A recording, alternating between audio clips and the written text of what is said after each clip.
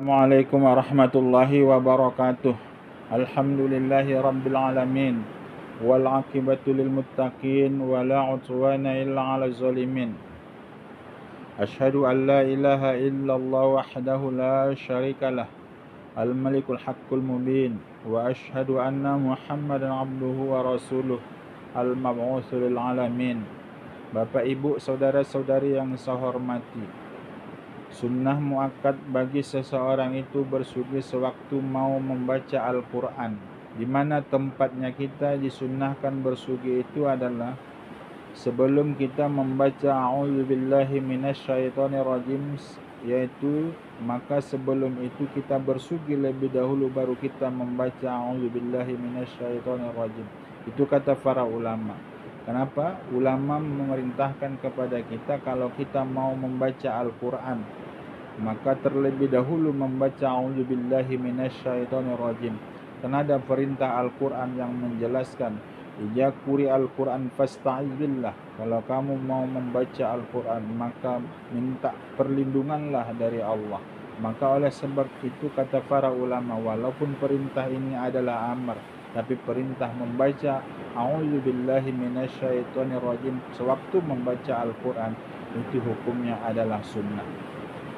Bapak Ibu, saudara-saudari yang saya hormati, kemudian tempat yang disunnahkan bagi seseorang itu yaitu bersugi itu sewaktu mau membaca kitab hadis Rasulullah sallallahu alaihi wasallam.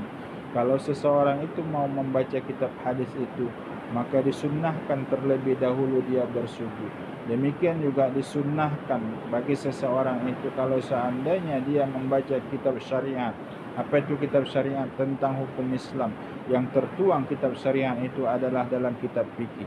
Maka oleh sebab itu kata para ulama, barang siapa yang mau membaca kitab fikih, maka terlebih dahulu dia bersugi lebih dahulu, baru dia membaca kitab fikih itu. Demikian juga orang yang mau membaca kitab usul fikih dan juga ingin membaca kaidah fikih, bahkan ilmu-ilmu bahasa Arab seperti ilmu nahwu dan ilmu sharaf, maka kata para ulama, kalau ada orang yang mau belajar tentang itu, mau membaca kitab itu, maka disunnahkan bagi seseorang itu bersugi lebih dahulu, baru dia membaca kitab tersebut.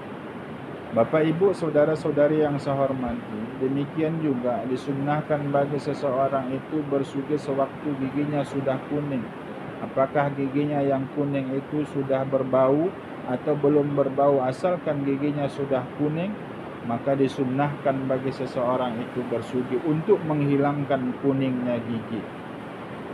Bapak Ibu, saudara-saudari yang saya hormati, yang disunnahkan berikutnya kita bersugi adalah sewaktu seseorang itu adalah bangun dari tidur.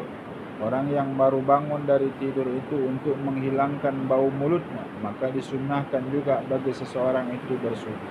Demikian juga disunnahkan bagi seseorang itu bersugi sewaktu mau masuk ke dalam masjid. Bagaimana caranya? Yaitu sebelum kita melangkahkan kaki kita mau masuk ke dalam masjid, maka kita ambil dulu sugi, kita sugi dulu mulut kita, barulah kita mau melangkahkan kaki, masukkan kaki yaitu ke dalam masjid tersebut. Demikian juga bukan cuma sekadar masuk ke dalam masjid kata para ulama, bahkan mau masuk rumah sendiri dan juga demikian juga ke rumah orang sekalipun. Barang siapa yang mau masuk ke dalam itu, maka disunnahkanlah bagi seseorang itu untuk bersugi. Bapak Ibu, saudara-saudari yang saya hormati, yang berikutnya disunnahkan bersugi itu adalah sunnah muakkad bersugi itu adalah kalau sudah bau mulutnya sewaktu mau melaksanakan tawaf. Orang yang mau tawaf di Ka'bah, mengelilingi Ka'bah 7 kali, lantas dia terasa mulutnya sudah bau, maka sebelum dia memulai tawaf itu, maka disunnahkan dia bersugi. Demikian juga orang yang mau melaksanakan khutbah, apakah khutbah Jumat, khutbah hari raya dan juga khutbah gerhana. Kalau dia merasa mulutnya sudah bau, maka kalau dia mau melaksanakan khutbah juga sunnah bagi seseorang itu untuk bersugi.